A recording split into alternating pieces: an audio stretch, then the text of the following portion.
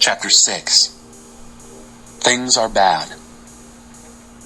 I looked long and hard at what goes on around here, and let me tell you, things are bad. And people feel it. There are people, for instance, on whom God showers everything. Money, property, reputation, all they ever wanted or dreamed of. And then, God doesn't let them enjoy it. Some stranger comes along and has all the fun. It's more of what I'm calling smoke. A bad business. Say a couple have scores of children and live a long, long life, but never enjoy themselves, even though they end up with a big funeral. I'd say that a stillborn baby gets the better deal. It gets its start in a mist and ends up in the dark, unnamed. It sees nothing and knows nothing, but is better off by far than anyone living. Even if someone lived 1,000 years, make it 2,000, but didn't enjoy anything, what's the point? Doesn't everyone end up in the same place? We work to feed our appetites. Meanwhile, our souls go hungry. So what advantage has a sage over a fool, or over some poor wretch who barely gets by? Just grab whatever you can while you can. Don't assume something better might turn up by and by. All it amounts to anyway is smoke, and spitting into the wind. Whatever happens, happens. Its destiny is fixed. You can't argue with fate. The more words that are spoken, the more smoke there is in the air.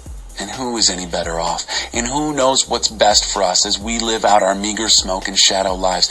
And who can tell any of us the next chapter of our lives? Chapter 7. Don't take anything for granted. A good reputation is better than a fat bank account. Your death date tells more than your birth date. You learn more at a funeral than at a feast. After all, that's where we'll end up. We might discover something from it. Crying is better than laughing. It blotches the face, but it scours the heart. Sages invest themselves in hurt and grieving. Fools waste their lives in fun and games. You'll get more from the rebuke of a sage than from the song and dance of fools. The giggles of fools are like the crackling of twigs under the cooking pot, and like smoke. Brutality stupefies even the wise and destroys the strongest heart. Endings are better than beginnings. Sticking to it is better than standing out. Don't be quick to fly off the handle. Anger boomerangs.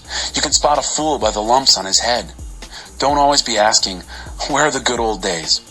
Wise folks don't ask questions like that. Wisdom is better when it's paired with money, especially if you get both while you're still living. Double protection. Wisdom and wealth, plus this bonus.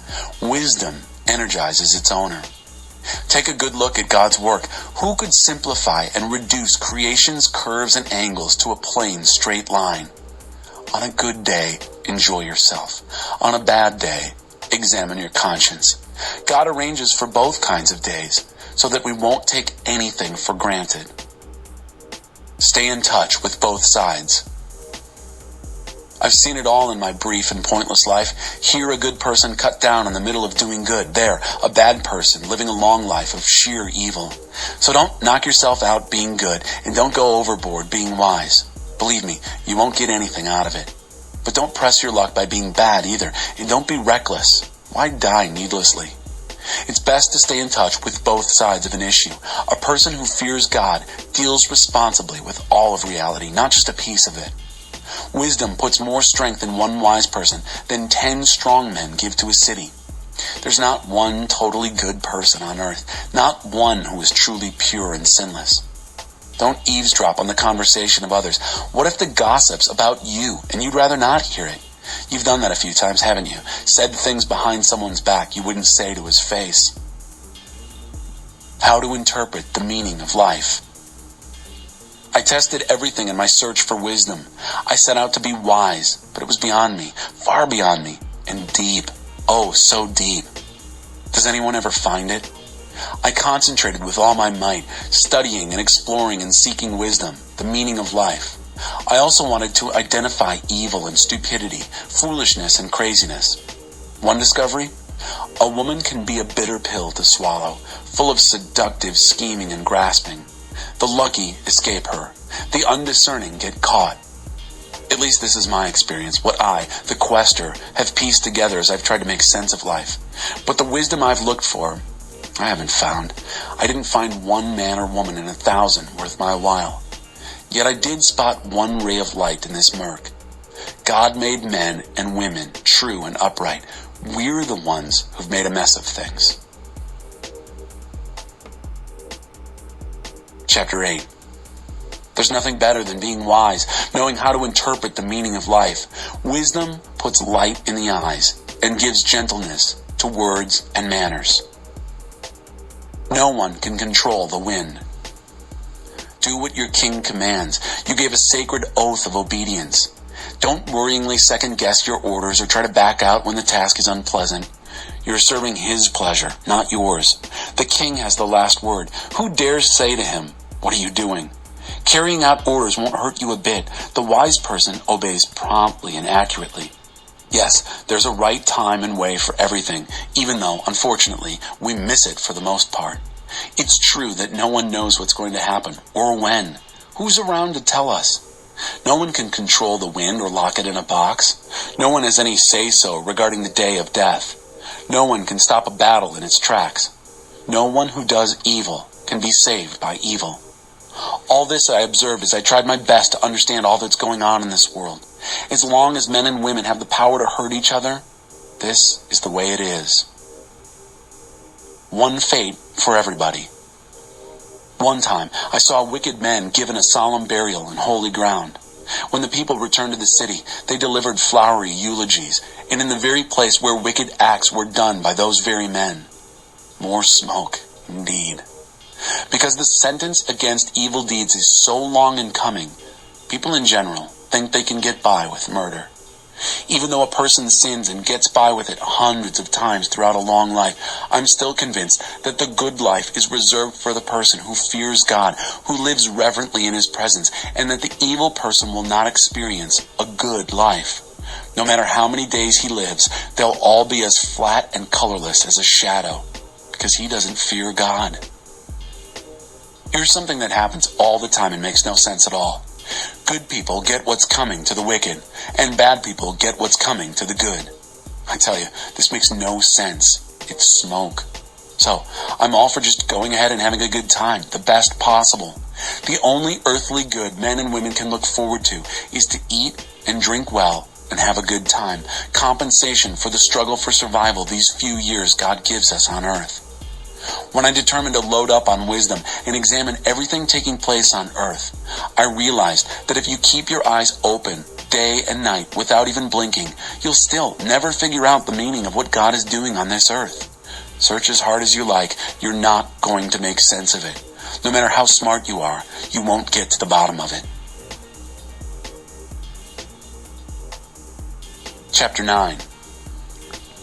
Well, I took all this in and thought it through, inside and out. Here's what I understood. The good, the wise, and all that they do are in God's hands. But, day by day, whether it's love or hate they're dealing with, they don't know. Anything's possible. It's one fate for everybody, righteous and wicked, good people, bad people, the nice and the nasty, worshipers and non-worshipers, committed and uncommitted. I find this outrageous, the worst thing about living on this earth, that everyone's lumped together in one fate. Is it any wonder that so many people are obsessed with evil? Is it any wonder that people go crazy right and left? Life leads to death. That's it. Seize life. Still, anyone selected out for life has hope, for, as they say, a living dog is better than a dead lion.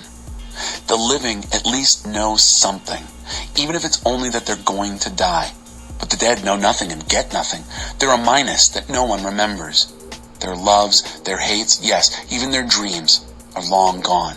There's not a trace of them left in the affairs of this earth. Seize life.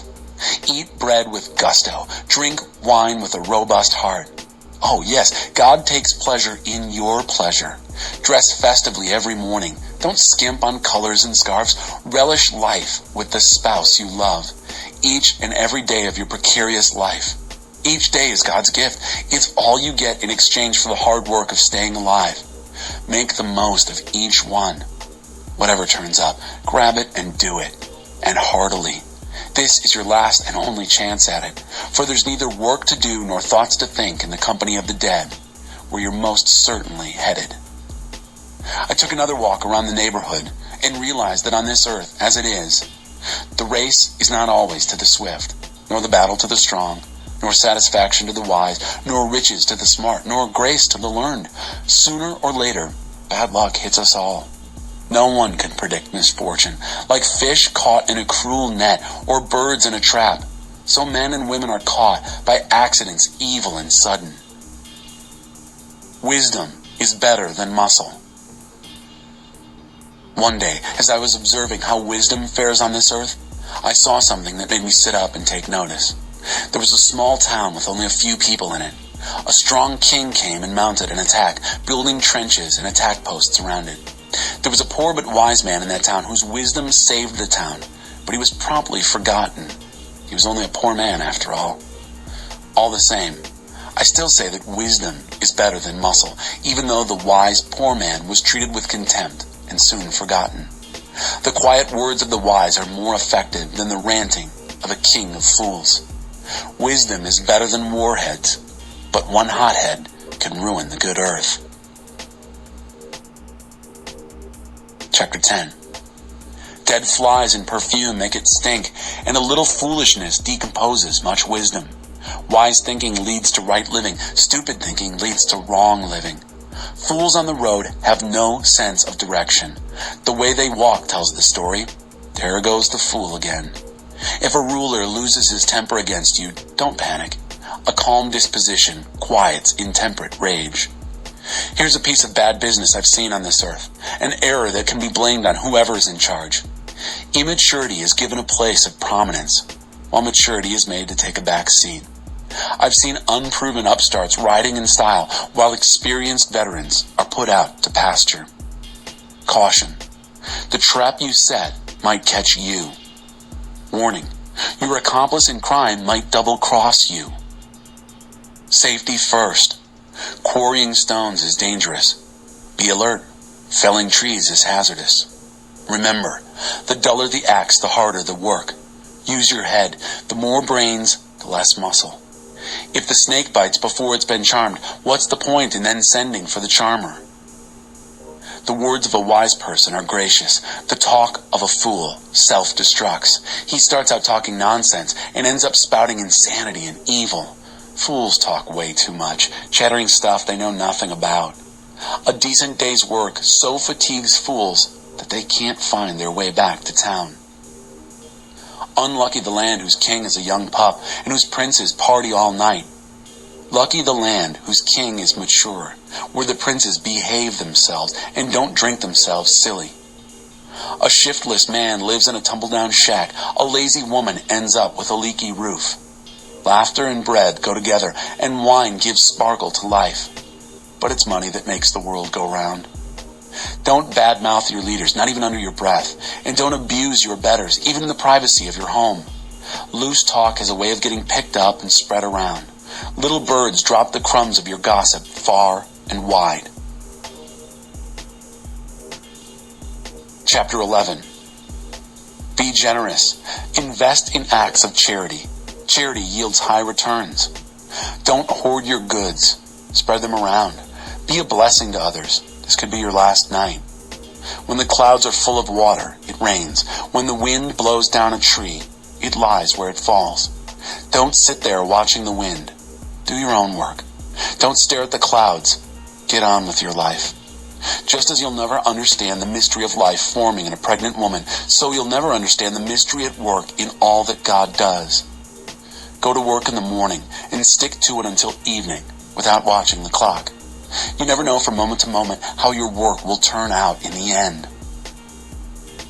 Before the years take their toll.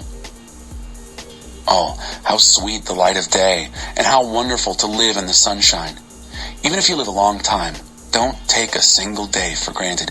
Take delight in each light-filled hour, remembering that there will also be many dark days, and that most of what comes your way is smoke. You who are young, make the most of your youth. Relish your youthful vigor. Follow the impulses of your heart. If something looks good to you, pursue it. But know also that not just anything goes. You have to answer to God for every last bit of it. Live footloose and fancy-free, you won't be young forever. Youth lasts about as long as smoke. Chapter 12. Honor and enjoy your Creator while you're still young. Before the years take their toll and your vigor wanes, before your vision dims and the world blurs, and the winter years keep you close to the fire. In old age, your body no longer serves you so well. Muscles slacken, grip weakens, joints stiffen. The shades are pulled down on the world. You can't come and go at will. Things grind to a halt. The hum of the household fades away. You are awakened now by birdsong. Hikes to the mountains are a thing of the past. Even a stroll down the road has its terrors. Your hair turns apple blossom white, adorning a fragile and impotent matchstick body. Yes, you're well on your way to eternal rest, while your friends make plans for your funeral.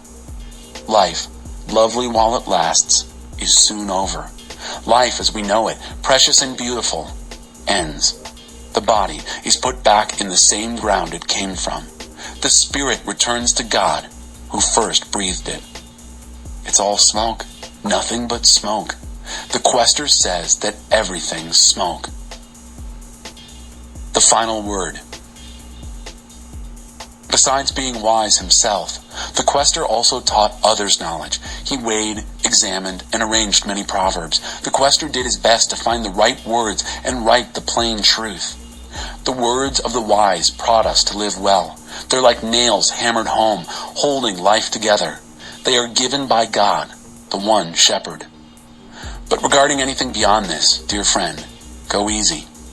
There's no end to the publishing of books, and constant study wears you out, so you're no good for anything else. The last and final word is this: fear God. Do what He tells you. And that's it. Eventually, God will bring everything that we do out into the open and judge it according to its hidden intent, whether it's good or evil.